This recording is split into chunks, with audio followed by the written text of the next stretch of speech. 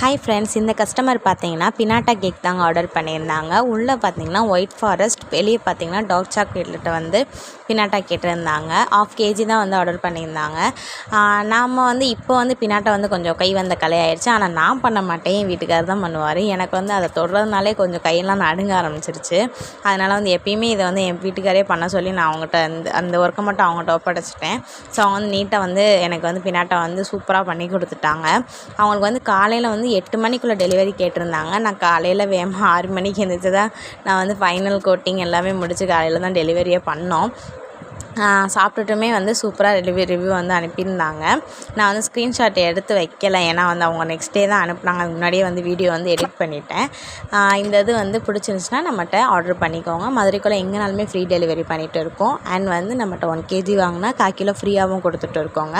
இது பார்த்திங்கன்னா 1 kg wait வந்துச்சு. பட் எப்படி இருந்தால் எனக்கும் தெரியலைங்க.